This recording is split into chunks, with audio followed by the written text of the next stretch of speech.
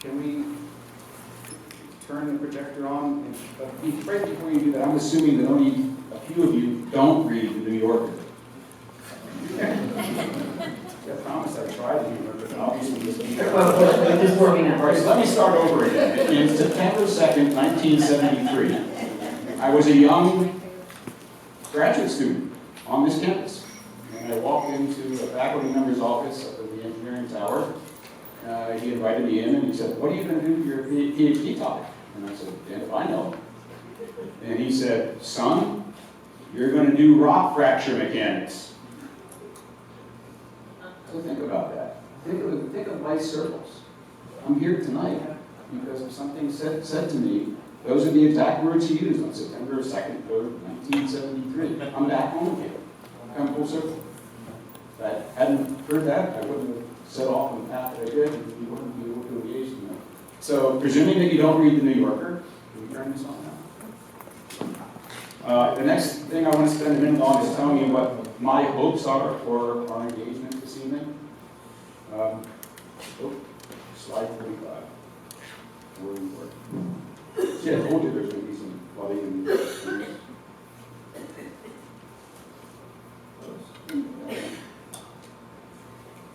yeah.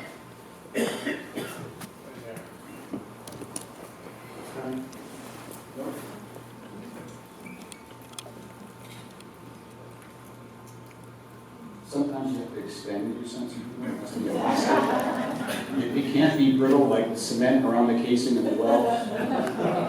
But you should crack up like that when I start.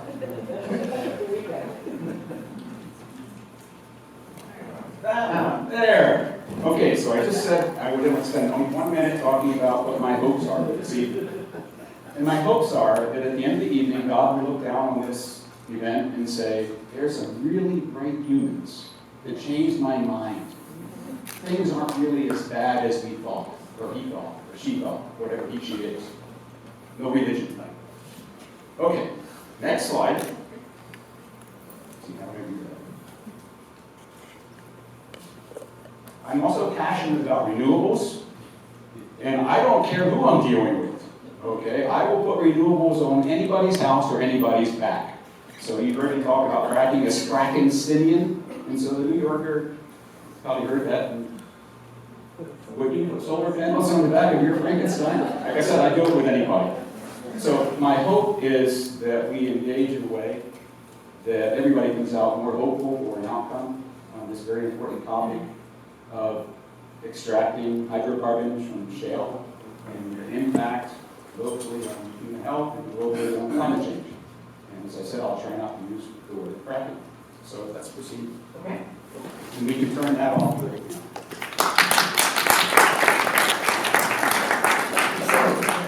Our first question, we both concur, is the place we should start. And here's the whistle.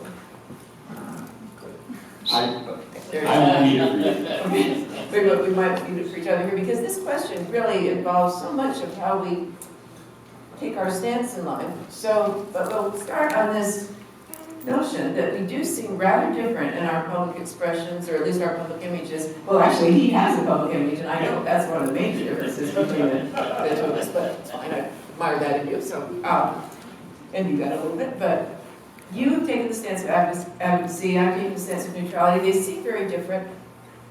Is there more, are they actually that different from each other? Is there more that's common ground? Are there issues that we might actually think this would be hard to distinguish your view from mine? Everybody got the question, right?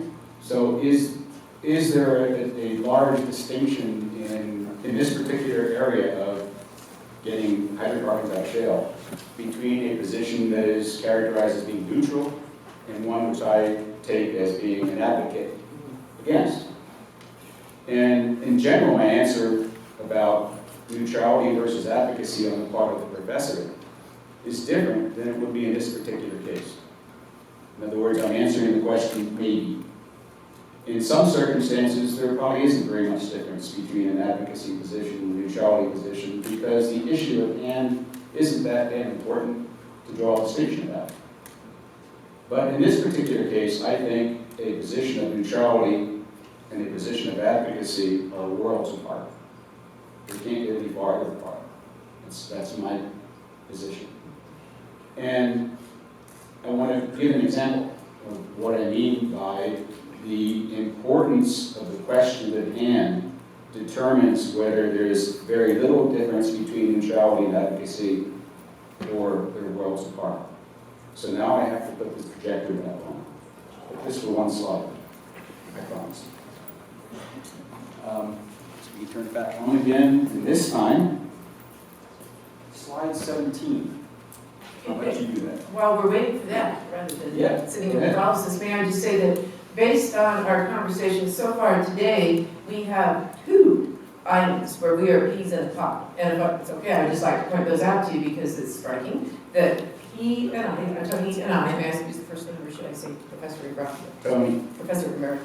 Okay. So Tony and I are in complete agreement that the concerns of Americans or anybody should be focused on matters of surface operations and surface management, less on what happens far beneath the surface of the earth and the actual hydraulic fracturing, but instead the concern should be focused on what happens with leaks, with spills, with the management of the surface facilities, that we are, both of us, not enjoying the fact that the word fracking is so conspicuous and so central, and you might want to back me up that we shared that. And then we also, and I got there from a slower, more gradual route than you, I think. I believe quite strongly that there is every good reason for society, and this does not seem beyond society's ingenuity, to assess a situation where a well would go in close to a school, and close I know is a very complicated concept, but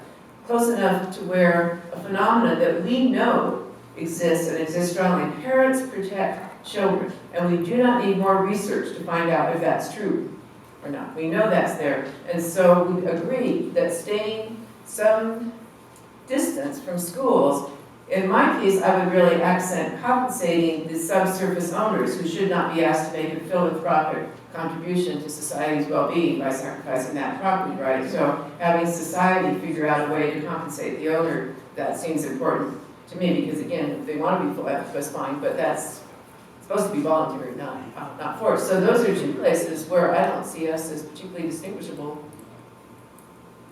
And would you like to say a word or 2 about your feelings on the issue of the reasons to be preoccupied with the surface and not with the...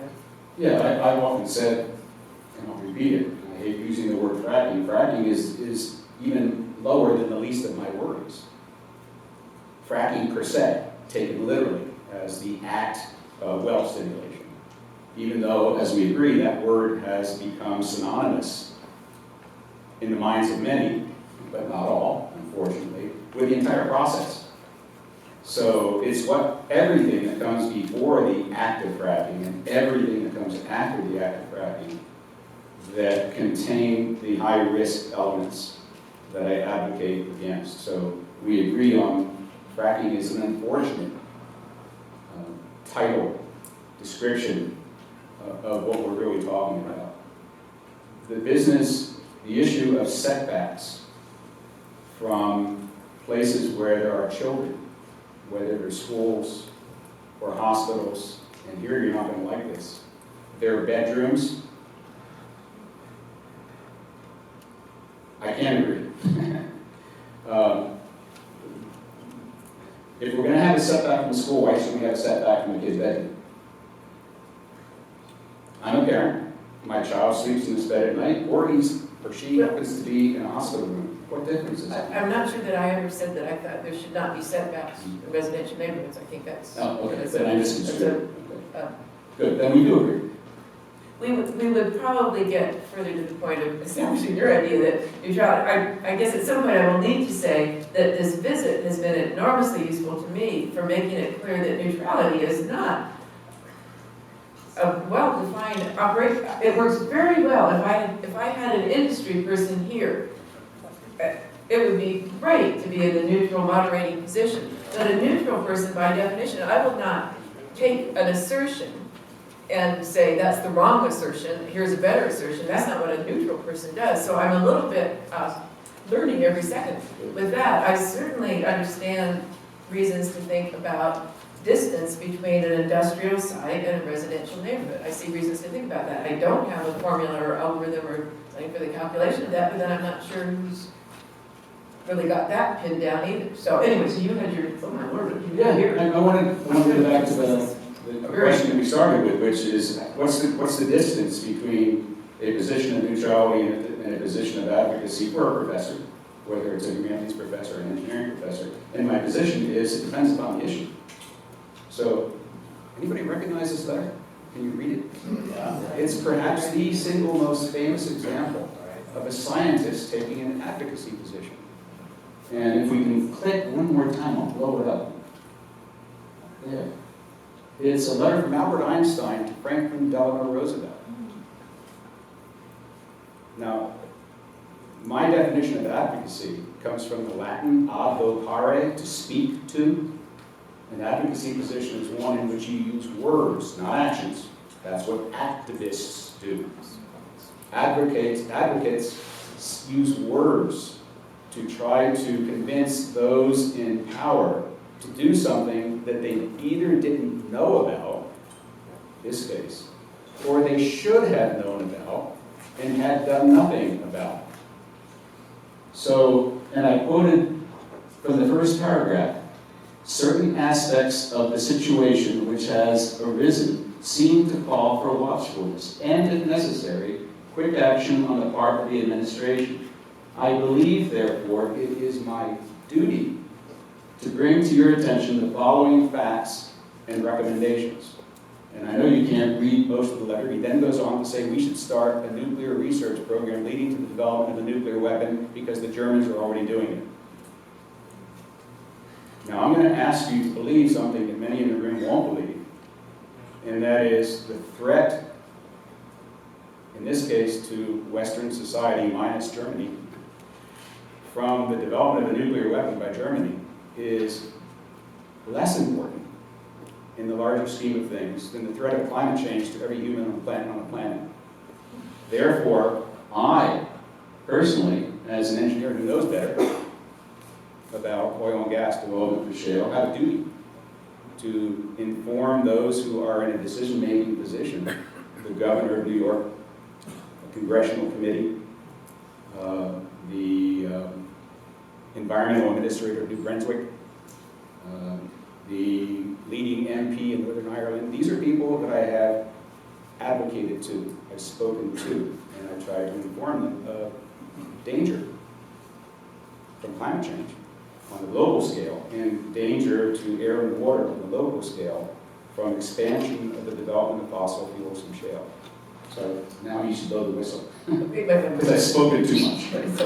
But that's the point I'm trying to make. But it's a very I can't be neutral. I appreciate the point, and I will not be going down the road of comparing Einstein's letter to these circumstances opposites. That's a wholly different I conversation. think you'd like us because you're a silly. I like that. Thank you for that reference. I believe that we go into this evening with shared enthusiasm, that you see something new in doing this. And so what we're going to go shift to now is our second question, where we compare, we do a kind of cost-benefit analysis on what he got and gets from advocacy and what I got and get from neutrality. And my hope from this moment is that we will, well, I will be forthright in saying what I envy about your position. And then I will also be forthright about saying what I would not want to have in your position. So I will say that this is one forceful communicator. This is news. That's not news. This is one really headed into the world. Use of words. You're an engineer. You can talk. You can write. For heaven's sake. That's unusual. Sorry, that's not going to build friendship. I'm sorry. There's the School of Mines people. That was a humorous remark. School of Mines people chuckle over that humorous remark. And see you, engineering people. Okay, I'm losing allies as I go here. So here you are. So forceful. I was using earlier in the day the comparison to the CSU tank where you can experience flood water pressure. You go into that tank and you might think, oh, I'm just in water, I'll stand up.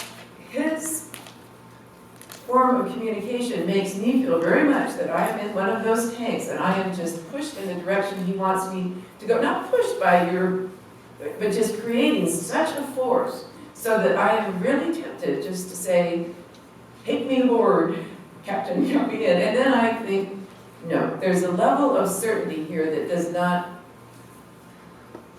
comport with what I understand science and inquiry to be.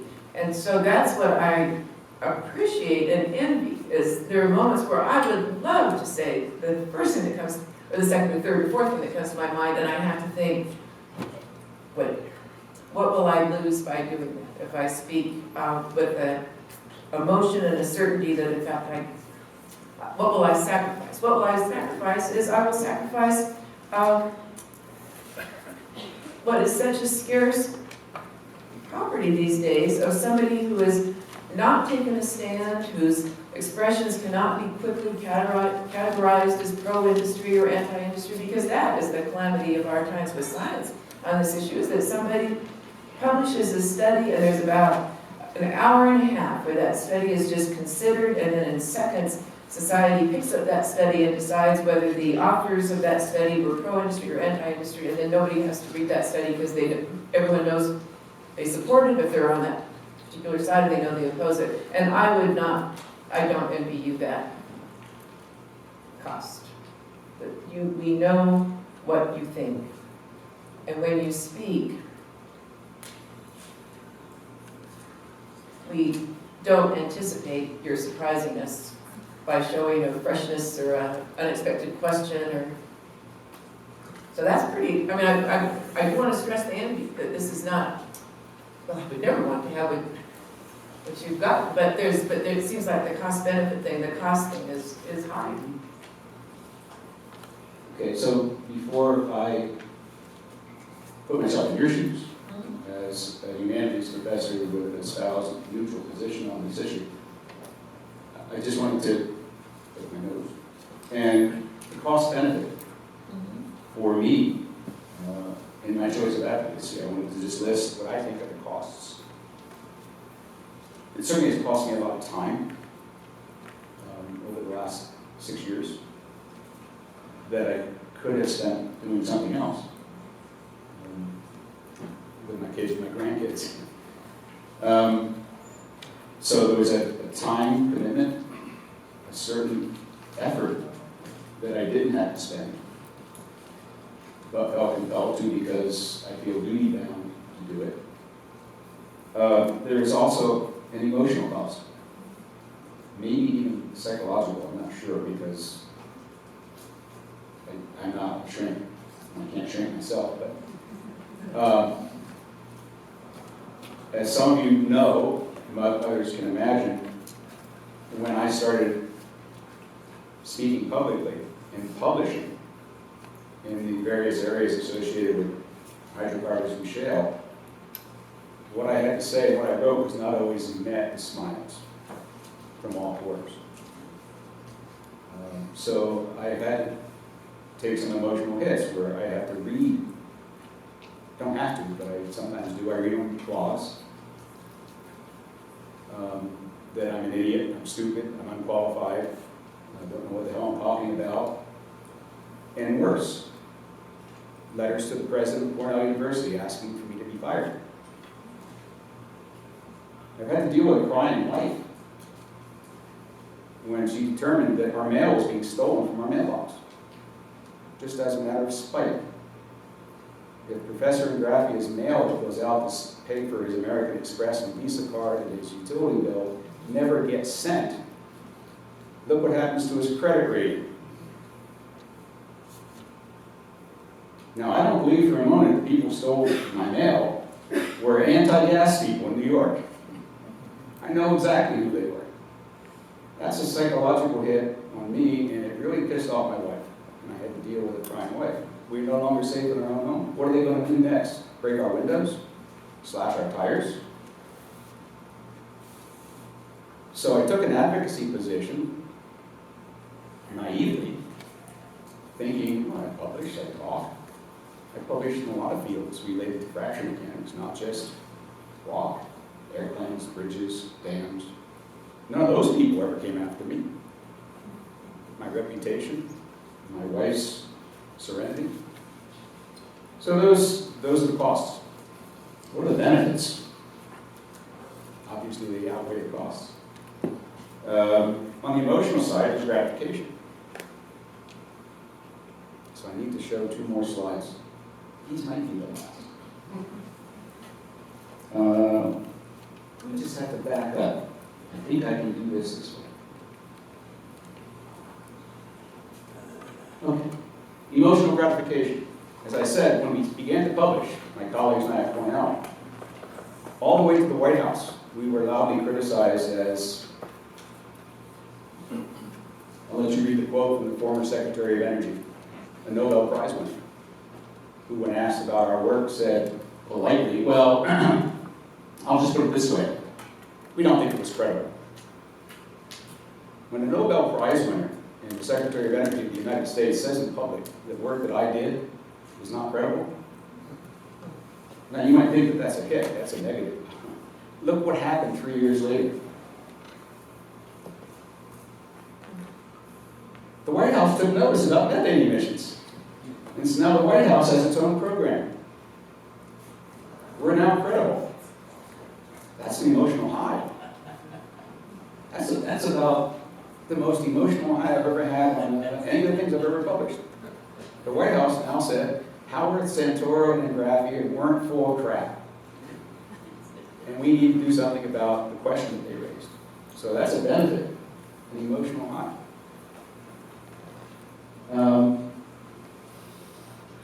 As you heard, I'm an emeritus professor.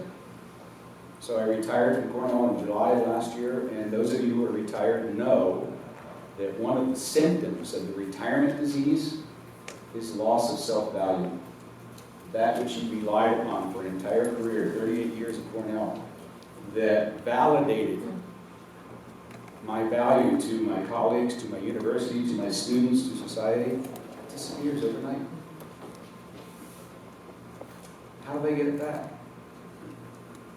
I'm still in the academy. I just don't have grad students anymore. I do most of the work myself, or I use professional staff. So I haven't lost self-value. I haven't developed a sense of uselessness. I'm still somehow useful. So now I compare and contrast what would have happened had I taken the neutrality position. Well, I'm trying to put myself in your shoes. And what you said, I can really deal with it. You don't have the megaphones that I have available. I can't go on national TV at the drop of a hat. I can't call the advertising agency and say, get me on tonight. I can't be in any of those. How many ads have you seen on TV run by the American Petroleum Institute, the American National, the Alliance for National, whatever it is. I mean, we're deluged with them in New York State. Every one of those ads costs a few $100,000, done by professionals. At the drop of a hat, they can get a megaphone as large as a national TV audience to get the message out. How do you get your message out? I lost your trail there for a moment there. So you do have a megaphone. I do. Right. And you don't. Right. And that's why I find your situation more awkward and more trying and more, use your word, vexing. Well, I agree. as I understand it, your personal story was that you did the academic thing and you published in journals, and that wore you down, and the frustration was such that you thought, Josh Fox, where are you, buddy? Let's give it a try there. So that's your story, was that you tried it the other way, and then you thought. That's pretty accurate. Although it wasn't Josh to begin with. Who was it to begin with? Okay, so Josh Fox, you all know who Josh Fox is. So, a couple of things you probably don't know about Josh Fox. I'm going to go out on a very short limb and make a statement here, and then I'm going to ask for a show of hands as to whether you agree with it or not. If Josh Fox had never developed the documentary Gasland 1, we wouldn't be here tonight having this conversation. How many people agree? A lot of people agree. I didn't know Josh Fox when he did Gasland. I'd never met him, I didn't know who he was. I saw Gasland and wow, that was interesting. It's a lot of errors in it. It's not technically accurate in many places. Sure wish he had used some sort of technical advisory committee to make sure that he said things that were always correct, or at least as correct as they could be with the knowledge at the time. But I did meet him thereafter, and I did wind up being in Gasland too. So that's a megaphone. But the principal megaphone has been celebrities, people whose names you know better than, and I'm not a celebrity follower, but Mark Ruffalo has a couple million Twitter followers. I've never issued a tweet in my life, and never will. So every once in a while, Mark emails me or calls me and says, "What do you got?" And I give him 144 characters, and he tweets it. He's my megaphone. It doesn't cost me anything. It doesn't cost him anything. We don't have anything. He doesn't have the money. I don't know. He's got more money than I do, but we can't go on national TV at the drop of a hat in between seconds of the national news. We don't have that opportunity. This is unsymmetric warfare, if I can use that phrase. What the industry can do with its PR and advertising arm is infinite compared to what you or I can do. So, Yoko Ono, Sean Lennon, Mark Ruffalo, a few others. They're my megaphones. I will speak with directness, which I don't give love. I think that's really lame advertising from the industry. I think that is really a lot of money going into stuff that is not well thought out psychologically and not persuasive. If you look at Super Bowl ads and see what advertising people can do, and then you look at in any industry ad, not just oil and gas, that sort of, you put that much money into that. So it seems, I'm not instantly struck by how effective that is, because it seems to me very lame. And most of the time when I see it, I cannot think, especially being in the company of students, I cannot see media hip students saying, "Okay, my mind is shifted on that." So I'm not able to join you in alarm over the effectiveness of that advertising. I can imagine more careful spending and more strategic spending that might be that. So, what I want to say is that I don't want to make it fun. There is enough shouting.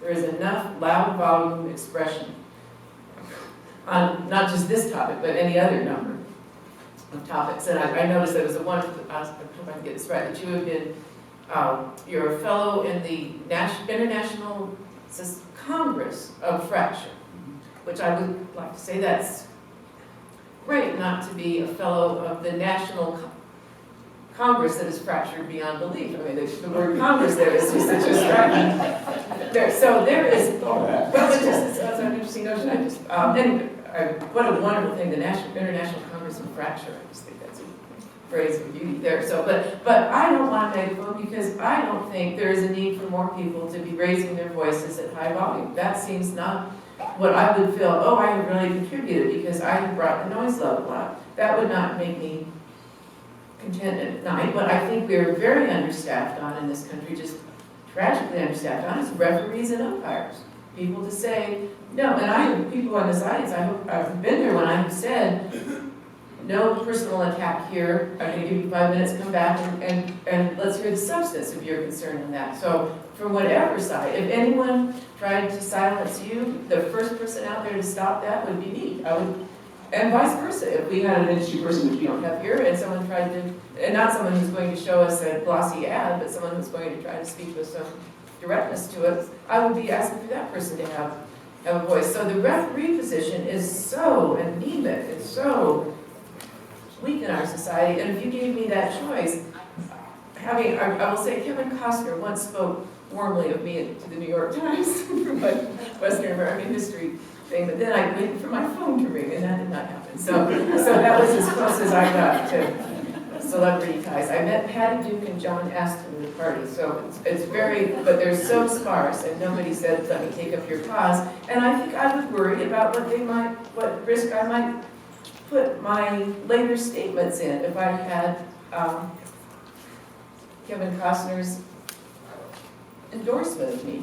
That seems to come with some baggage. Now, of course, this is ridiculous because I don't have it, and it hasn't been offered, and it's ridiculous to act as if I'm so ethical. I would not take that. But it seems like and I want to go back to this thing about the fact that you oh, first of all, what I want to say to these people here is that when I asked him about who he would meet with while he was here, his instant email response was, I will talk to anybody, pro, anti, mine not made up. I mean, that was, would you just join me in applauding him for that? I mean, I just think that really wonderful quality, because I wasn't certain if I should just put you with people who were already on your team. Who had already heard the megaphone.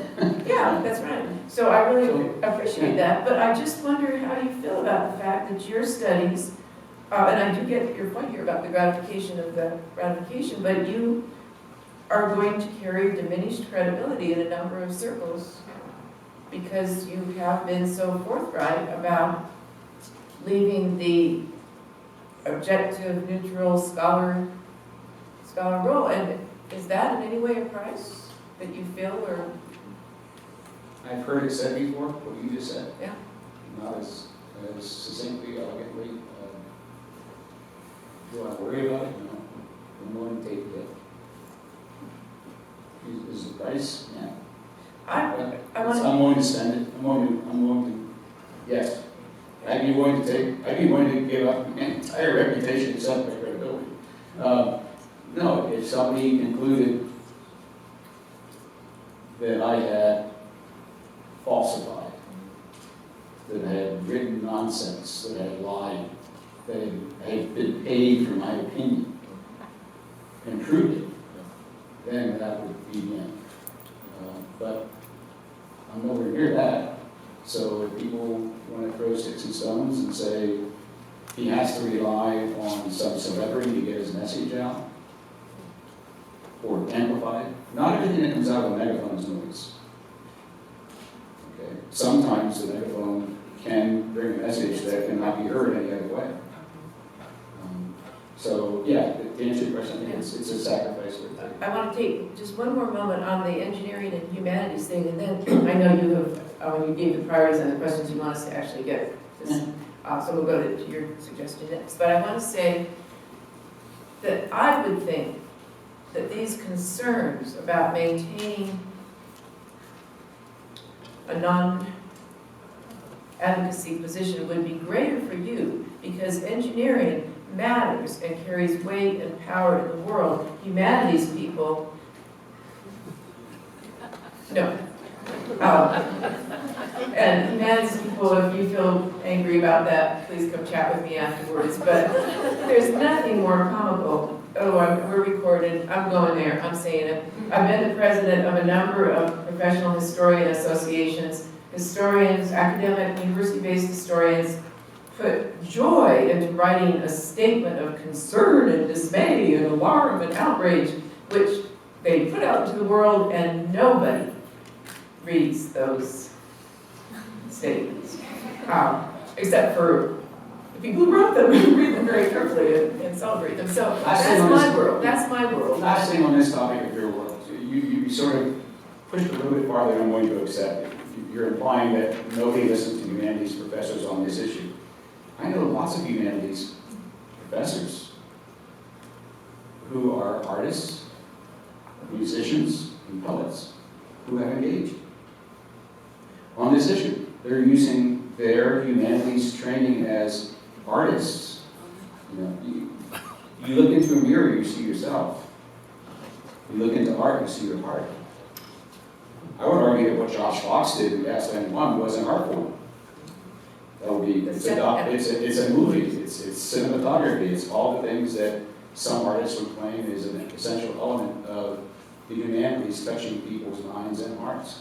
But there are many songs and poems and forms of sculpture and painting and sketching that I've seen in many places around the country where artists are expressing their concerns about shale gas and oil. Well, here's a distinction that we will not waste any time on, but the humanities people are the ones who study the artists, or who study the poetry, or who study, so there's, but let's not go for him, let's not waste anybody's time on that. So it seems to me that the engineering thing that does carry, well, let's not go there anymore. Okay, so your notes here are a little cryptic to me, that you would like to go to 8B.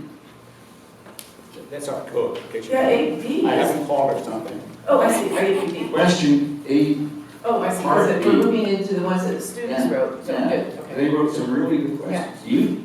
All the questions are really interesting. So you want to read this Yeah. one? So, the question, I have to read the question and then there's a sub-part to the question. The question is, if we really went to work on distilling the lessons of our experience for graduate students and highly motivated undergraduates who would like to pursue careers that involve research on controversial subjects, what would we offer such an audience? So imagine you're graduate students or really passionate undergraduates, and we're supposed to offer you some insight based on our experiences as neutral position holder, advocate position holder. And then there are a total of 5 or 6 sub-questions, all of which are insanely interesting, but here's the one I would like to start with. How should academic institutions, public and private, manage the process of seeking solutions for controversial problems? Boy, we could spend all night talking about that one, but it goes on. What is the role of institutions of higher education in helping policymakers make well-informed decisions? How does academia avoid becoming entangled in controversy and thereby stay positioned to support sound, deliberate, evidence-based decision-making? Wow. Thank you.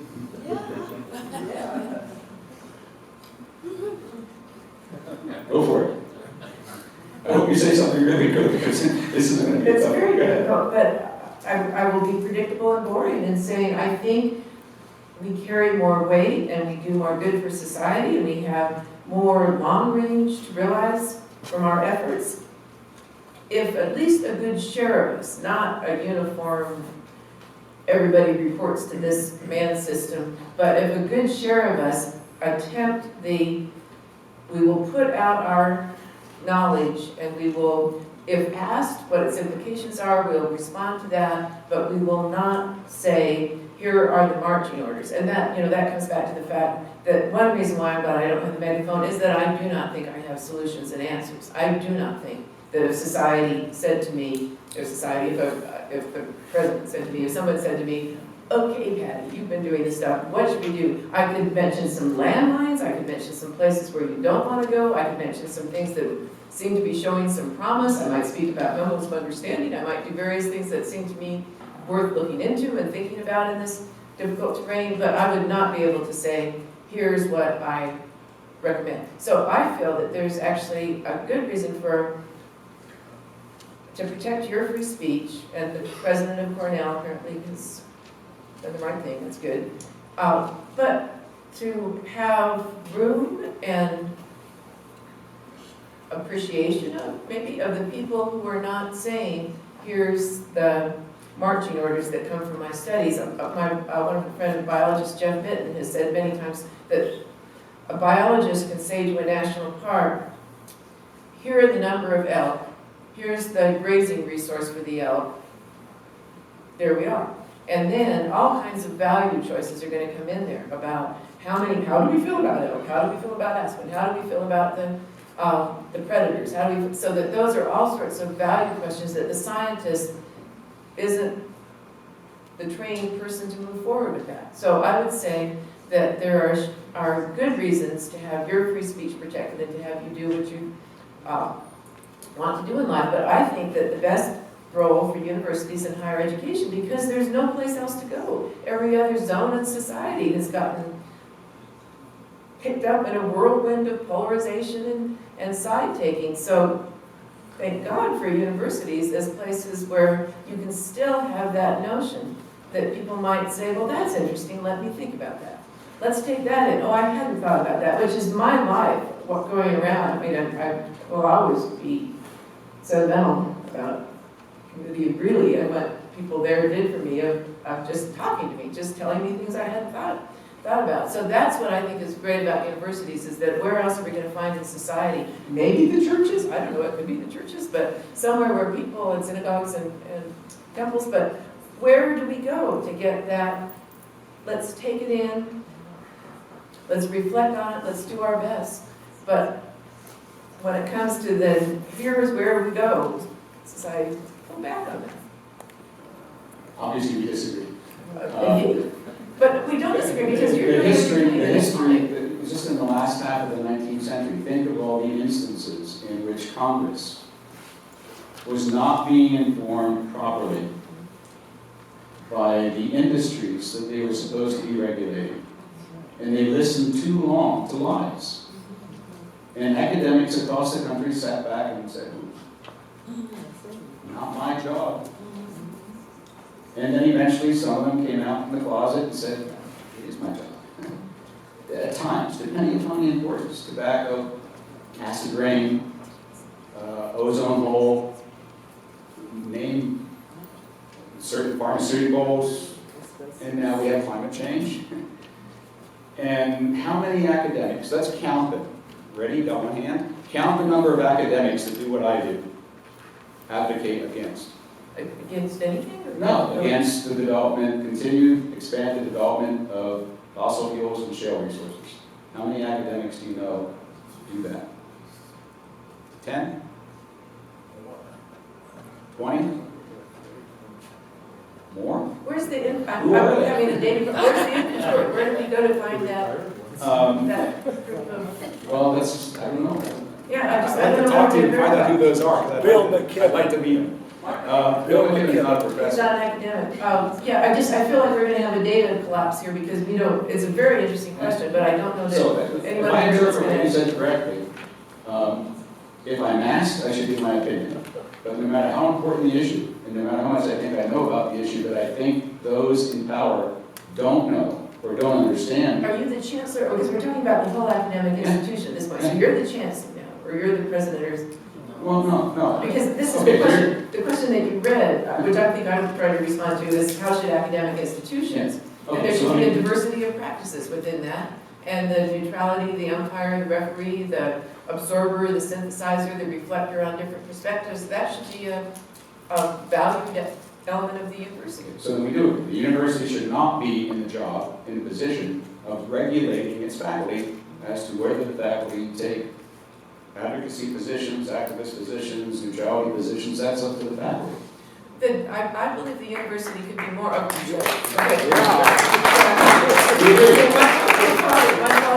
We're vehemently agreeing. My father worked for Republic Films, and he had a lot of friends in the Red Scare who lost jobs. So I'm sorry I lost my bearings on what it was I was responding to, but I'm not a fan of Red Scares and blackballing. I'm not a fan of that. I think we could be more deliberative inside universities about what is effective and what is less effective. I think that's something that would be legitimate, which is very different from the things that my father saw with his screenwriting friends. Two more things on this one that just came to mind. First one's relatively easy, the second one is really hard to understand, fathom, and do something about. So the first one is that over the past 6 years, a number of very prestigious universities got their reputation sullied because of exactly what we just said. The university should not be in a position in the job of regulating what its faculty does, as long as they're doing professional things that are appropriate for their professor. But on these, the State University of New York at Buffalo, University of Texas at Austin, Penn State University, and just this last week, Syracuse University, were caught up in what people call frackademics. That is, faculty at those universities fraudulently published things that were shown to be, published things that were shown to be fraudulent. And in each case, those faculty were asked to go elsewhere. But the reputation of the university took the hit because, and we agree, the university has to grant and support academic freedom, but with that comes the risk to the chancellors and presidents of universities that, oh, I don't believe you said that. I don't believe you wrote that. How did that ever get published? How did they get through peer review? My God, you've embarrassed the university. I'm getting phone calls from the board of trustees. I'm getting phone calls from large donors. They're going to stop donating. Ask the people at Duke what happened when Aubrey McClendon made his phone call. Most of you don't know what I'm talking about. Aubrey McClendon, former CEO, Chesapeake, second largest gas producer in America. Okay, he was one of the largest financial supporters of Duke University because he's a Duke grad. Where was Chesapeake most active? Pennsylvania. What studies were being done in Pennsylvania by Duke professors? Water well contamination. He told them to stop. He told their dean to make them stop. He told their president to make them stop. He wrote a personal letter on his company letterhead to every student at Duke University, castigating these professors for publishing bullshit. Wow, what's the chancellor's response to that? But the University of Texas, the story that I'm familiar with was the man who was who concealed his participation on boards, but he was a former federal official, and he went forward with studies and he concealed that, and I think the university was unsupportive of him. So there's a lot of that story. They did the right thing. Okay, so in this room. One more thing? Yes. This is the top one. And I mentioned just a few days ago, Syracuse. Syracuse last week was the first major university in the United States to completely divest its holdings of fossil fuels.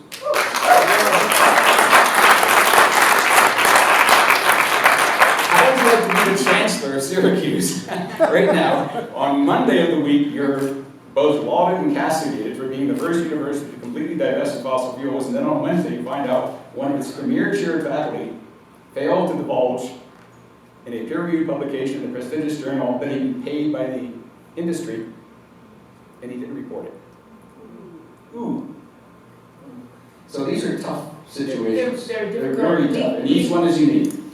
We had the Democrat, Raul Rubala, come after one of our faculty members claiming that asking for evidence of a professor's funding, which in fact I don't think there was any evidence of that. So it's coming at all sides, and it's not good, whichever side it comes from, but it's that, where is the steadiness that allows us to have people who are speaking with forthrightness about what they think should happen next, and others who are saying, I want to think more, which is what was really cool about university. So in this room before, we had a calamity where we had the governor and we had a huge number of questions and we didn't get very far in the questions. Ooh. So I am haunted by that, and I know that look at that over there, so I am not going to go into the night with that regret again. Good. I just want to take a minute or two on fugitive methane emissions, and then we'll go over to the folks there.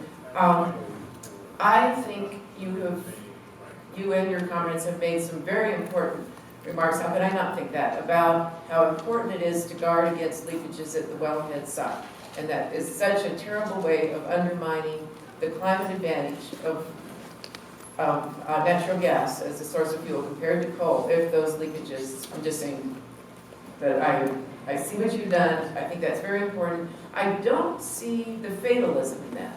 It seems to me, and this is just, I'm in the humanities, so I do my best. I try to listen respectfully and carefully and closely. It seems as if there are quite a number of ways, existing technology, to minimize those leakages. And they may be expensive and they may be burdensome, but it's not, will be another 50 years before we figure out how to reduce leakages from the wellheads. I also think that there is disproportionate attention to the metropolitan distribution systems, the methane leakage from pipelines, the terrible explosions in New York, that some of the attention focused on wellhead issues might be beneficially distributed or shared with the urban pipeline distribution system. That's a durability issue. It's an aging infrastructure without a commitment to keep that up. So I just think, while I value very much the core of what you have brought to our attention,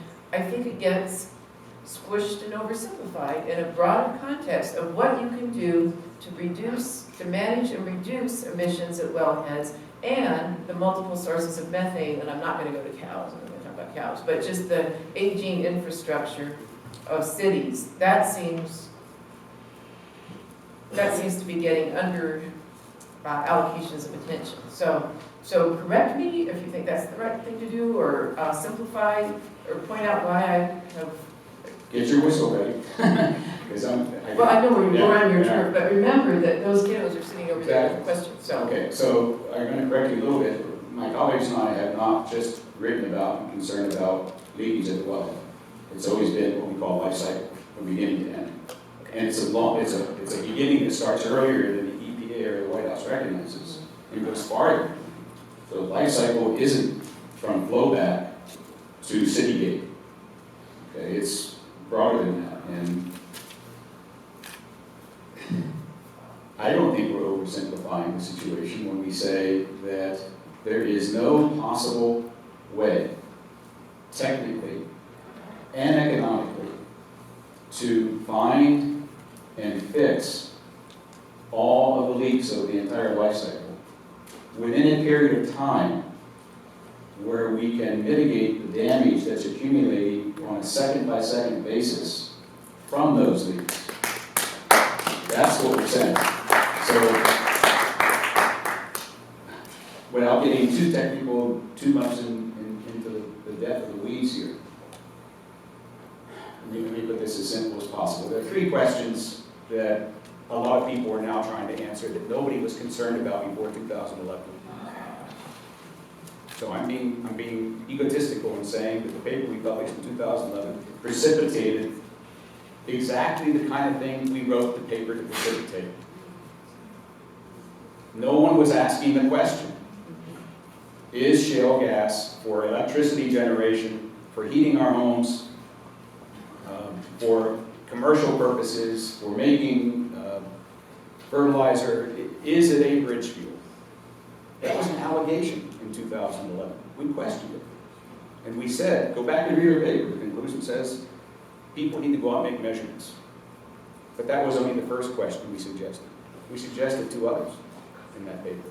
Question number one is figure out how much is leaking. And nobody knew, and today we still don't know.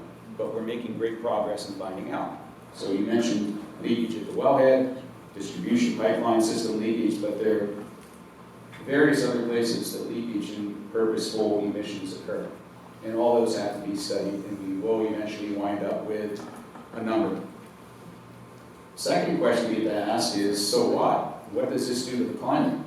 There are people who don't know, literally. I bet there are people in this room who do not know that the second most important greenhouse gas is methane. And according to the IPCC, if you're only worried about the next 10 years, it's more important than carbon dioxide. And over the next 20 years, it's about as important as carbon dioxide. And it's only after you get to about 40 years where it becomes significantly less important than carbon dioxide. Which takes us to the third question, which is the most important question that we recommended people think about, and that's the policy question. Once you find out how much is leaking, and once you're sure what that leak rate will do to the climate in terms of the science of atmospheric sciences and global warming, then the policy position has to be taken that, okay, if that much is leaking, and it's going to take us 5 years, 10 years, and $1 trillion to go out and find and fix all those leaks, is that the right thing to do? Whose $1 trillion are those? It's not coming out of the shareholders' dividends from Exxon. It's coming out of your pocket. We fix, and we have to pay for the fix. Now, you can invest your money fixing leaking pipelines, or you can invest your money building solar panels and wind turbines. Are we given that choice? As individuals? Absolutely. Vote with your pocketbooks. So, yeah, I think you use the word oversimplifying. No, this is an insanely complex issue. That's why the White House is saying we better do something about it. And we're proud that we were part of precipitating this ongoing 3-question study. And we won't know the answer to the first 2 questions for another couple of years, but in the meantime, absent a real honest-to-goodness energy roadmap for the United States, it's going to be business as usual. And you, the ratepayer, are going to be paying for fixing the leaks in the pipeline systems under the city of Boulder and under the city of, I don't know what Boulder's leakage rate is, because it's tremendous. I don't want to pay for that. I'd rather continue to do what I'm doing with many people in Ithaca, which is we're contributing our dollars to two things. We're disconnecting our homes from gas, and we're building community solar farms and community wind farms. Yes.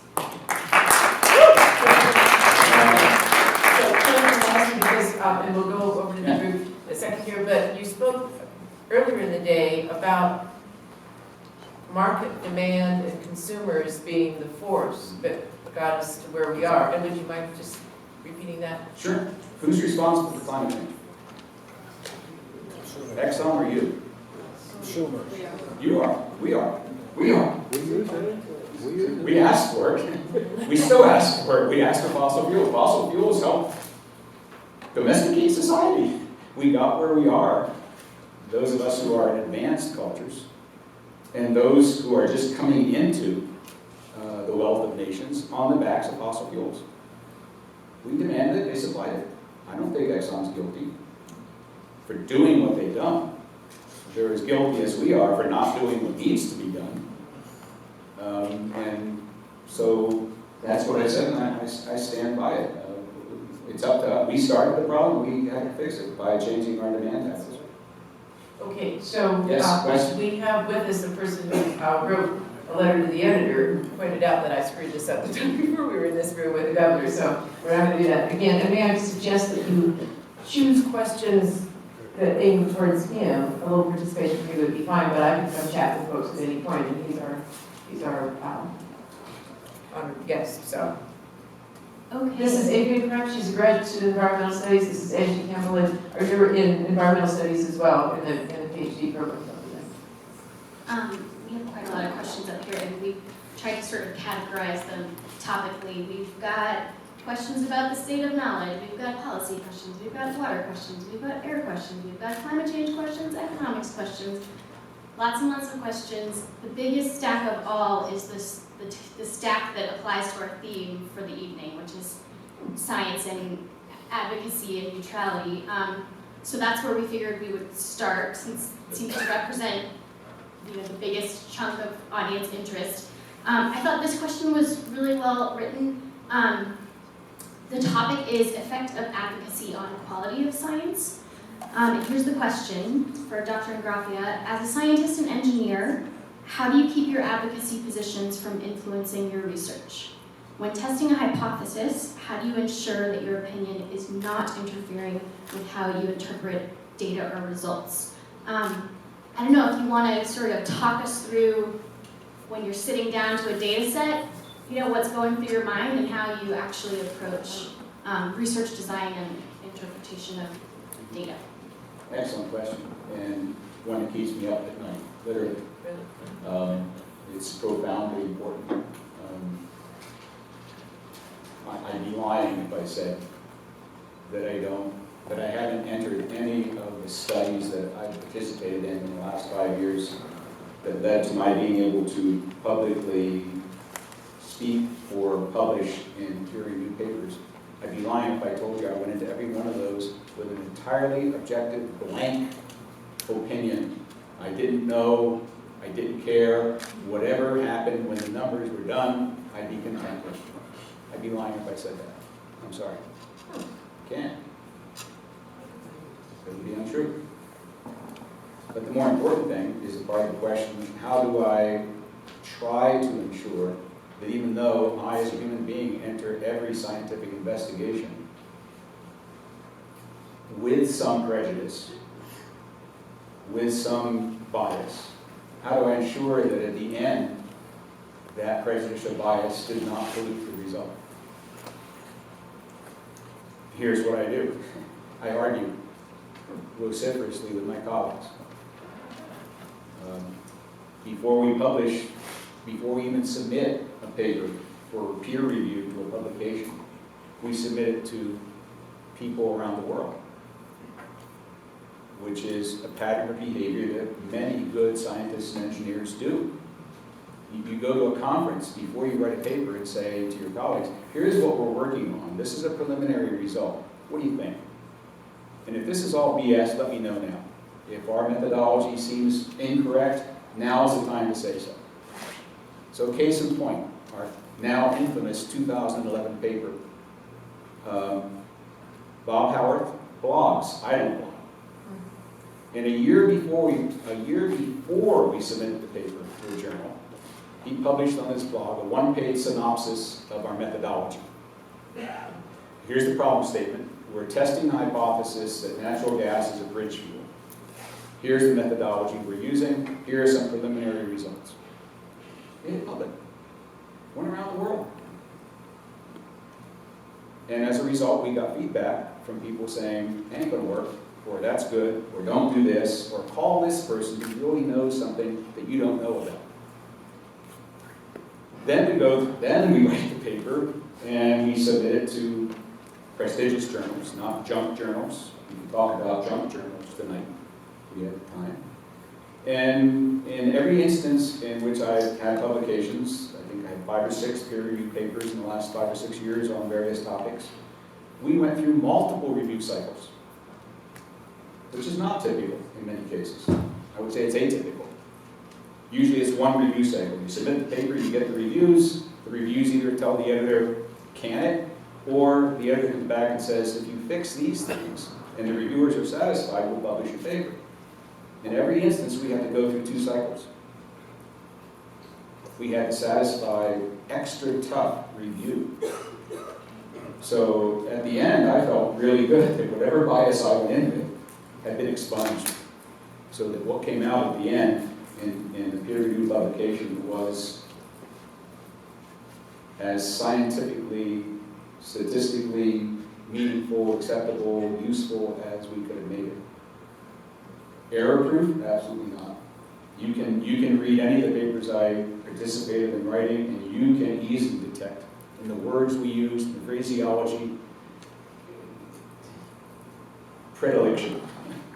I wouldn't say bias is too strong a word, but in the conclusions and in the summaries and the abstract, it's clear what we hope people to derive by reading this paper. And that's the form of advocacy. We have advocacy-laced words and phrases in our papers. Now, is that a pollution of science? Read all the papers in the SPE series. There were 300,000 or 400,000 papers published by the Society of Petroleum Engineers over the last 100 years. Every single one of them is written by a petroleum engineer or scientist who's saying, this is really good stuff. You should be doing it. So I don't feel so good. They can do it a lot. Good. Okay, one more. Well, lots more. Okay, so this is sort of related, right? This is, the topic is willingness to evolve positions on the basis of evidence and data.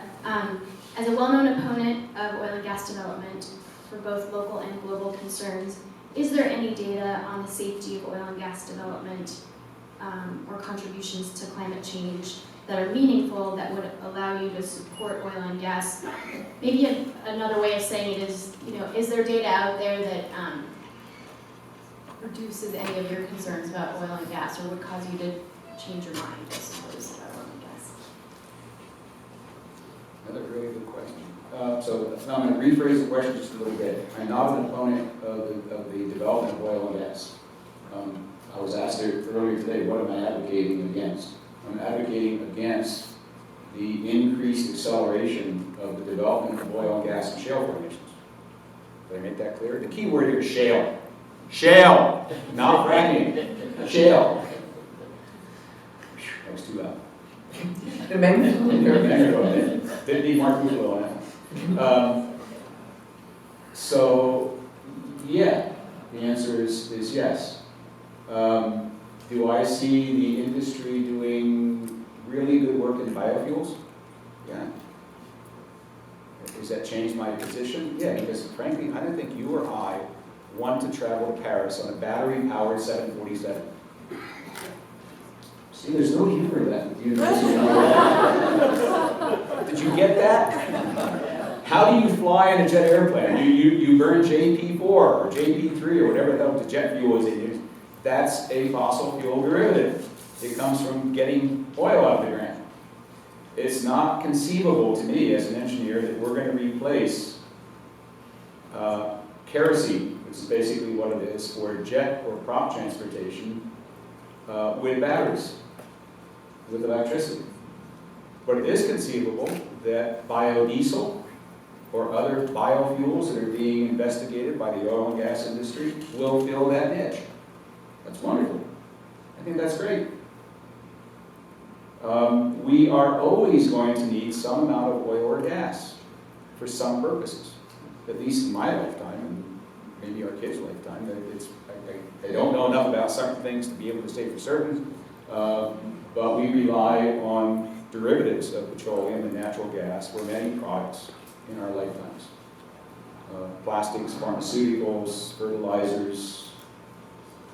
Some of those we can find substitutes for, but I'm sorry, electricity isn't a substitute for fertilizer. We can use electricity as a substitute for heating our homes, but you don't make plastic out of electricity from a solar panel. So we should continue to develop oil and gas, but we should only develop oil and gas for smart uses. And the dumbest things that we're doing with oil and gas, are the things we're using most of it for. Transportation, home heating.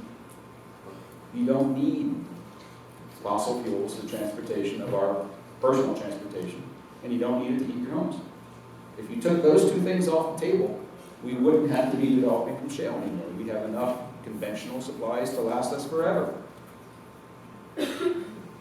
So, that's a good question. Yeah, am I an optimist? I started off by saying, remember, God was going to smile on us because we're not going to leave here depressed. I'm an optimist that the genius, the Native American genius of science and engineering, and the proper use of science and engineering for the good of humans is still supreme. We're still going to get there. I'm not that worried. I don't lose sleep that my grandkids are going to be in a 4-degree centigrade global warming situation in the year 2050. We're too smart for that. Another neutrality question for you, Dr. Ingraffea, and then I'm going to have one for you, Patty, because we had a number of those. This was probably written by one of the students in the room, Dr. Ingraffea. Would you be so vocal if you were at an early stage in your career? Oh, lovely. Lovely. Okay, just to be clear here, when I became an active advocate, I was already a full professor, a chaired professor, and within 5 years of retirement. That's a good question. I never asked myself that one. I don't know the answer. I don't know the answer. I'd like, but let me think through in real time in public. I'm exposing myself here. You had used the phrase in one of our questions, how do you remain true to your fundamental principles? So I think that the kid that my parents raised and the kid that Sister Claire Isabel batted around in Catholic grade school had formed his principles at an early age. And so I lived in almost all of my life's experiences the principles of, I would say, outlandish concern for the human condition. I've never shot anybody, killed anybody. I was a Peace Corps volunteer and sacrificed a lot of income for 2 years to build a cemetery in Venezuela. I volunteered over my entire life to do good things for inner city kids. I'm giving you examples of my basic principles. And so I'd like to think, although I can't prove it's an impossible hypothesis to prove, that had I been an untenured assistant professor when Bob Howarth came to me in 2009 and said, let's write this, let's do the investigation that will lead us to write a paper to test this hypothesis, that I still would have done it. But I don't know. To be honest with you, I don't know. I actually I don't know. do know for myself, because I was untenured when I wrote a book called The Legacy of Conquest that attacked the outstanding people in my field and got a lot of newspaper publicity and got me roundly condemned by a number of people, and I was untenured when I did that. You were brave. I don't know. I wouldn't use that. I don't know if I would use that word. I was not injured by that, and I have never known. That's why I'm glad somebody asked that question. I have never known whether I should say, I'll look at some young people in the audience. I've met before, I'll just look at them and I'll just say, I don't know if you're supposed to take an inspiration from my example, not in terms of my bravery, but in terms of, oh, it's a great profession, it's the academic world, you can say stuff and you'll get a beautiful professor, and you'll have a center here at professor. I don't know. I would not want to be the one to say to young people, it worked for me, I don't know why you're being cautious. I have no idea why it worked, but I actually was untenured when that happened, and I think maybe that's fundamental here, that's one reason why I believe in universities as places where people have ideas and they come together and they speak them, and some of them choose, well, here's a humorous notion, then I'm sorry, I'm going on here, but I did not experience any serious punishment for my Young Turk stuff. When I started the centrist neutrality thing, I had, the chair of my department at that time wrote an email that went out to people that ended up with me, and he said, Limerick's efforts at centrism, the Senate must need money, because why else is she cozying up to the GOP? Well, as my biologist friend, who must always think I'm a scientist, because my biologist friend said, well, cozying up, that's a good phrase, it's better, there's no bodily fluids involved in that. So that's good, so, sorry for the delicacy there, but that's when I started to think, this may not be the tolerant environment. So it's a complicated play, but I don't know that either of us, I mean, it's hard, because look at us, we're old birds, sorry, excuse me, but I'm an old bird. And, I'm an older bird. okay, good, and fortunate and privileged in what we've been permitted to do, so please move on to another question, because we're getting agonized up here over our privilege. By the way, a follow-up to that question is, I have been asked by young untenured professors, engineering professors at various universities, my opinion as to whether they should weigh in as an advocacy position. And my answer has always been, you have to make your own judgment. I can't tell you yes or no. But they're worried, as they should be. Continuing on our theme of the evening, but directed to you, Patty, although Dr. Ingraffea, if you want to weigh in as well, you are obviously welcome to. I'm going to kind of combine two questions here. So we got a few questions that asked in one way or another. Patty, if a neutral position is actually just an acceptance of the status quo, and therefore in support of the oil and gas industry. And then I'm going to tie in a second question with that, which is about the power of the humanities, and it asks, who is better positioned and trained to expertly advise society on normative matters and questions of value than humanitarians, such as historians, ethicists, and the like? If not humanitarians, then who? Humanists, since humanists is not necessarily humanitarian, so they can certainly coincide. These people are really good question askers. Do you happen to know how I would answer that? You're on your own. It's such a big crowd. Is it great for you? Okay. I feel there are different implications to take from your point about how we are indeed the driving market force. And I feel, for me, that does not position me to say renewables in 10 years. I don't know if that's true or not. So for me to live as I do that's the whole thing. I'm a fortunate old bird. I live 6 blocks from campus, so I don't have to drive my car, so I can be quite smart about that. So I'm not in a position where if I got up on the high ground and began making statements about the sinfulness of any form of energy use, I just have instantly condemned myself in that moment. So I'm not comfortable with that. I also feel that my character trait, you brought in your parents, so I'll bring in mine. My mother and father were very sociable people who liked other people and tried to find the best in them. And they ruined me as an advocate for that, because I know people on every side of this issue, every position, every place that somebody can hold a position on this, there is a a set of people who I know and like in that position. And so I think it's good that I am tormented by personal affiliations. Maybe I'm going with humanitarian more than humanist in that, but I am not able to demonize.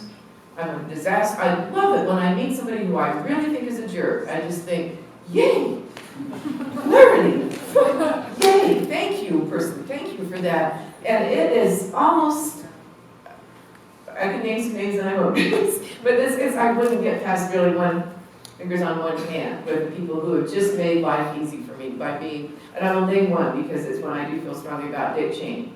That is one that I've never met Dick Cheney, but I think I would not want to meet Dick Cheney. That would not be an experience that would, I might want to speak to Dick Cheney, but I wouldn't care about, okay. So I like that aspect, and I believe that my mother and father's temperament shaped or was proved very compatible with humanities history training, because when you are a historian, you are not to take the position of the first compelling primary source that you find. You're not to say, oh, well, I read John Winthrop, so now I'm really behind those Puritans. They had a real vision sitting on a hill. Boy, I'm with the Puritans. You cannot do that. You must go pay attention to the Pequots, who are not on the joyful side of Massachusetts Bay colonization. So you just have to keep moving your mind around. And if you don't, they will grade you down in graduate school, and they should. So I feel very fortunate that we are trained in that do not settle in, because the world is very complicated and human nature is so complicated. The Supreme Court Justice Oliver Wendell Holmes was a humanities kind of guy in some ways, but he said that he embraced paradox, which is what a humanities person must do. And it will look like mushiness and wimpiness to somebody who's not in that particular vein. But Oliver Wendell Holmes said there is nothing like paradox for removing the scum from the mind. And that's what I think humanities people are good for. The bad news of that is that we cannot then come out with a clear, stripped down formulation of go with this group, score with that group. Okay, well, that's a good line about the scum, but yeah. Yeah, I just found that. Oh, well, Cornell guy, Michael Cameron was the one who dug that up and made a video about that, so yeah, people heard us. Okay. Okay, switching gears just a little bit. This is from our current state of knowledge pile. What are the current gaps in research on fracking in 2015? What do we need to know more about?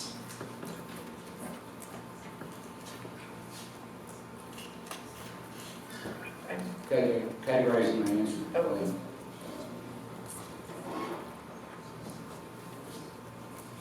The biggest gap, in my opinion, that we have yet to fill in producing fossil fuels from shale, notice I just refuse to use the word fracking, are the long-term public health impacts. And again, I'm not a public health professional, but I interact with many of them, and I think they're unanimous in saying that the science is far from consensus. The health science is far from consensus on that. That's a huge gap. It's very important. And the problem is that the only way to figure out the answer is to allow the experiment to continue. That's a frightening position to be in. We'll find out whether there are long-term health impacts from shale gas and oil development by letting long-term shale gas and oil development happen. So no amount of computer modeling, which can be done in certain areas of science and engineering to fill the gap of actual empirical evidence, will help here. We don't know how to computer model these potential long-term impacts. And I think that's a place where I just am so empathetic to the public health scholars, because they're being asked questions all the time that there is no way you can, with human subjects, run an experiment like that. And yet they are also caught in that phrase that Peter Sandman is famous for coining, that risk equals hazard plus outrage. Although I would have, if he asked me, I would have said put powerlessness in there with outrage, because that certainly heightens the desperation of that. The public health scholars now, John Haggate and Lisa McKenzie, who are saying, let's look at stress, and not, because there's nothing more insulting and difficult and unproductive than to say to somebody who is experiencing the outrage along with the possible hazard, to say, oh, most of that's in your mind. A mind is really an important thing, and a stressed mind, that's a public health affliction. That's not a take an aspirin and get over it thing. So I just think that's the place where, what a difficult,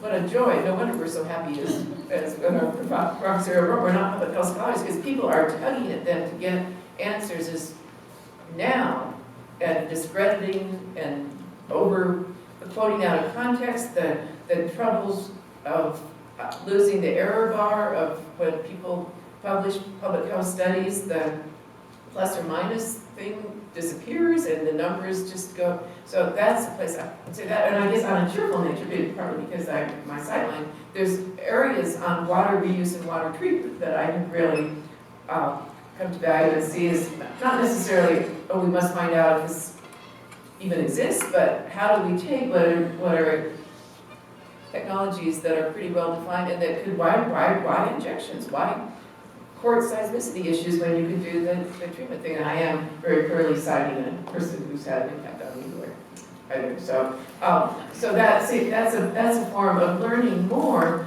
not because we don't know that such things don't exist and could be invented, but just how far can we take that? And why court earthquakes when you don't have to do that? So I think there's some really promising elements there, but as to what will happen with the public health studies. One other answer, on the other side of the ledger, if I were asked as a former hydraulic fracture engineer scientist, where's the gap? So now I'm speaking as an oil and gas engineer. What don't we know that oil and gas people would like to know?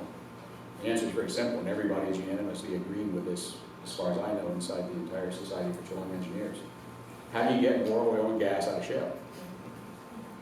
Because we're getting a pittance. The average recovery factor across all the plays, all the shale plays in the United States right now, the average recovery factor, that is the percentage of the gas in place that we actually get out, is 10%. For gas. It's about 2% for oil. And so they're putting millions of dollars down each hole, and they're not getting nearly enough back out to make it worthwhile right now because of the decline in prices for both oil and gas. So if I were the CEO of Chesapeake or Exxon or Shell or BP, I'd be putting all my research dollars into how do you increase recovery factor. And that's a complex miasma of geology, geochemistry, geohydrology, fracture mechanics, fluid chemistry, trial and error, and hope for the best. Good luck. So we're down to maybe just 5 or 6 minutes, and we'll have to come up with one of our Southern American West strategies for harvesting these questions, and maybe in some way just getting you on the phone sometime for a response. So we're going to If I can be patient when I come back, I'll come back anytime. You'll come back anytime? Well, ladies and gentlemen, let's just well,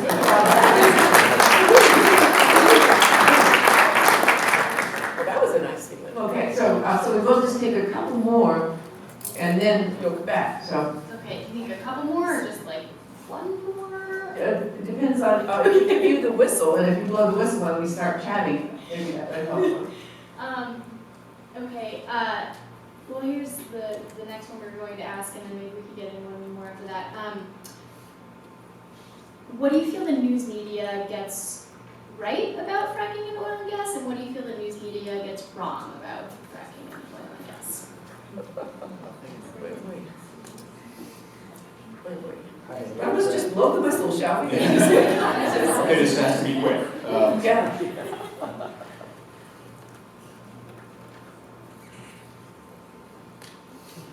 most cases, in most instances, in the reputable media, I'm not talking about industry blogs and activist blogs. I'm talking about the reputable newspapers, the TV shows, the reasonable online services. They don't nearly often enough get the basic engineering and science right. And it's understandable. I personally have been interviewed by hundreds of media people. And they don't have the training and the education to be able to ask the right questions. And so they therefore can't write articles that reflect a really accurate understanding of what they're talking about. What I think they get right most of the time is the importance of what they're writing about. They've already got the sense. I mean, look at how many articles appear, how many newscasts, how many documentaries, how many TV shows that you see that have some aspect of oil and gas development in them. Now, there's even a new reality TV show based on the Bakken being bust. Really? Where will reality TV take us next? So I'm usually reasonably happy with what I see, but all too frequently disappointed that the journalist wasn't able to interview enough people at enough depth to cross-reference like scientists do. You ask a lot of people before you form an opinion on something. They don't have the time. They're under tremendous time pressure. They're under word pressure. I'm always getting, I've only got 1,000 words. I've only got 500 words. Can you give me a 4-word quote?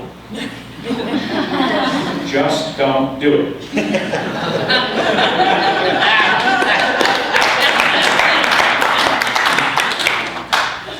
It's a great question, and you've all seen what's happened to the media recently. It's all sound bites, it's all quick, it's all dirty. The lack of depth is very disturbing in general. But they're doing the best they can under tremendous circumstances where they doubt. How many environmental reporters does the New York Times now have? Anybody know? Felicity Berringer. Felicity Berringer. And the fellow who Revkin. John Schwartz. And Revkin is on. Carl Revkin is in strictly seen. Coral Davenport. How many does the Guardian have? 27. Good Lord. 27. Specifically assigned to the issue of the impact of oil and gas development on human health and climate change. 27. I agree this is a hard question, and I certainly have seen stories and I thought, well, that's getting somewhere. I do think there's a question. I shall do my neutrality thing here and say that, for instance, during the floods, the dilemmas with oil and gas facilities got a lot of publicity. The dilemmas of sewage and septic systems got less. And having a accomplished comrade brings my attention to those underworld issues as well. That seemed weird to me, and in some ways for immediate fearfulness, it seems like the sewage thing. So there were moments where I just think, I'm not quite getting your proportions and your emphases here. But I guess I'm going to go back to the value of people taking neutral stances in higher education, because we do not rush. We don't have that deadline. So that, I'll just point out our question asker here, Aiken is the author of a very nice glossary on the basic terminology of oil and gas, and I am a co-author of that. She developed the work, and that is our tranquil effort to get the terms and concepts out. And I don't know if reporters... We should send it to reporters. We'll send it to reporters, that's what we'll do. But we did not have to rush, and we did 17 drafts, and it benefited from, don't you? You benefited it, you in 17 drafts.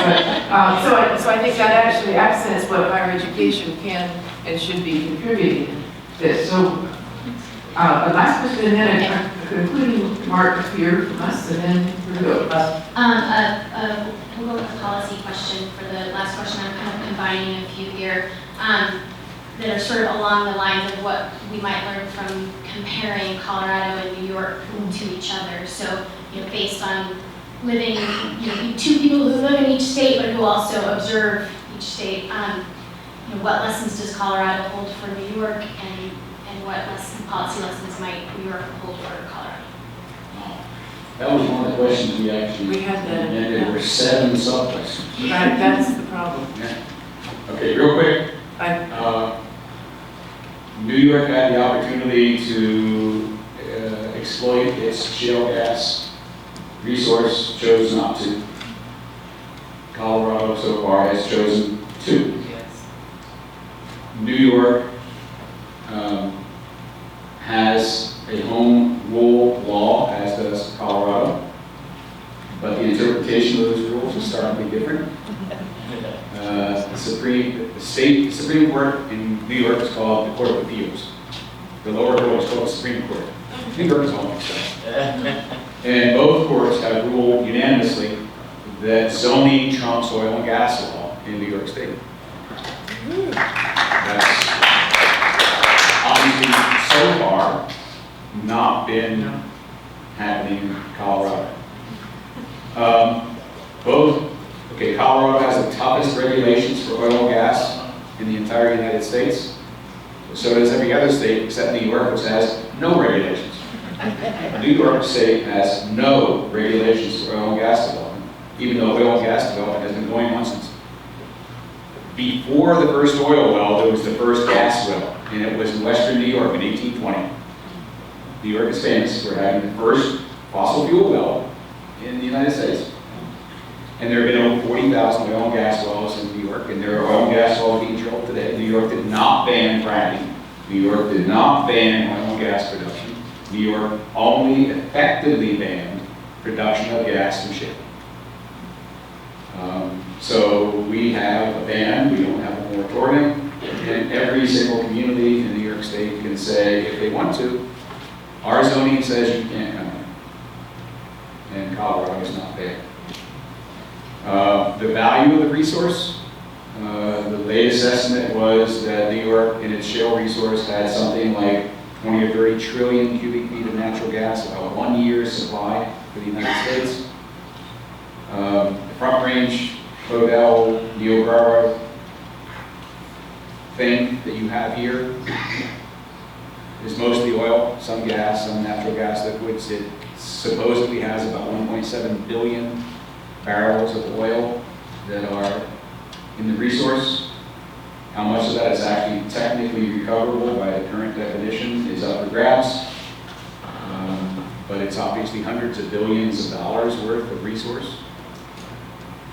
That's far more than New York had to take off the table. Those are some of the differences, perhaps not the most important ones. Yeah, I guess I would take the angle that where I think the humanities people can be most irritating by just thinking or saying what I'm really struck by the experiment in federalism and the dynamism of federalism that oil and gas is bringing up, and I think of James Madison a lot more than I used to, the person who really tried to think what's the relationship of federal power, state power, less interested in Madison and municipal and local, but I see this as really quite an entrancing, it might be the thing that we're doing most substantively in thinking about political behavior, because what we're doing with electoral politics isn't impressing me, but what we're doing about where should authority lie, how should that be allocated, that fascinates me, and if this were considered, and it shouldn't be, but it's too bloodless, but a real-time experiment, Colorado's doing that. Let's see what state regulation could be, and other places in Colorado, maybe you don't know what will happen in the future, because we cannot predict the future, but what might better repose with the local community. Local communities can be very supportive of oil and gas. You've got your secessionists, right? In New York, your secessionists who want to have the opportunity. They want to secede, become part of Pennsylvania. Yeah, right. So they are. So, well, we had a secession episode of our own here. So anyway, so it's so fascinating to see how this issue has galvanized thinking about where jurisdiction and authority should lie in the federal system. So federalism and allocation of authority. So that's to me the New York example and the Colorado example and many examples in between Texas is really a big. So anyway, it's just very interesting to see all that. But One other significant difference between the states, and this is one where I think Colorado is way ahead of New York, and that's the study of and a potential implementation of public trust doctrine control of the people, by the people, of the people's environment. And that's not even, that's not even thought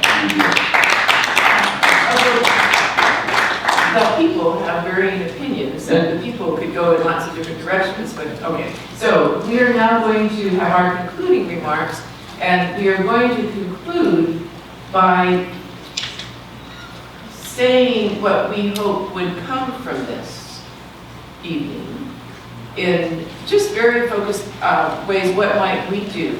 So I'm going to begin by saying my hope is that this conversation continues, and maybe I'm just too much of a fan of the notion that people are of a certain age are not set in concrete. So that out of that might come some moment, out of this knowing you and speaking with you, where I would think, why was I always doing X or Y? That made sense to me, the practices of neutrality, but now out of this encounter, I think, I don't know why I chose that, and that you would have the same occasion of thinking, this seemed like the way I had to proceed and conduct myself on this issue. So I would hope it was that. I would also hope that the Senator of the American West, this seems like a preposterous thing to bring up, but there's no missing the fact that several times he has tormented this audience by saying that you're not responding intensely enough to his humor. He said that several times. Well, Please don't take insult. yeah. There are just dollars every place. Okay, so the Senator of the American West has a supporter who has set us up to do a humor initiative to look at how to use humor in taking on contentious public issues, WD-40, when it's used right, fuel retardant when it's used right, but also possible accelerator of conflict if it's used wrong. And you seem like a most excellent, highly qualified, lived your life wanting to be part of the Senator of the American West Humor Initiative, I think, from watching you the course of the day, so that we might return to that, and that somewhere out of this comes just a better grasp on why humanities professors and engineering professors need each other and need to be in each other's company on issues like this, and that some of our dilemmas as a society could be, with or without megaphones, could be addressed through a better time in those two domains. So that's my little unit of. Okay, I'll be equally brief. Everything you just said, I agree with. Especially the last thing, which is the fundamental need on the part of scientists and engineers to engage with the humanities and professors and the act of being human. Well, And you just rhetorically went so far past I it. spent 38 years in curriculum. This is Cornell University, private university. We can do whatever we want. The state legislature can't tell us what to teach, what not to teach. Every engineer that graduates from Cornell has to have taken 20 credit hours of humanities. 120 credit hours total. 1/6 of the undergraduate curriculum is in the humanities. And every engineering professor who is a good teacher, not all are, make sure that the technical knowledge that they gain from the engineering courses is aided and embedded by the context that their study of humanity brings. And that we attempt by case study and by role modeling. I'd like to think that over the last 5 years, my students saw what I was doing and saw that it was in an effort to be human and not just an engineer.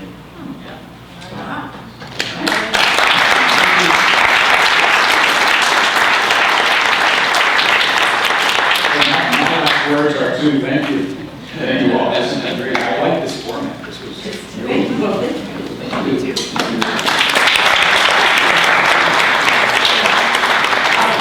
Your questions are not disappearing. We will, that's a weird word, we'll husband those questions and spouse those questions, and we'll assemble them in some way and try to figure out a way to move forward and mobilize. So thank you very much for coming.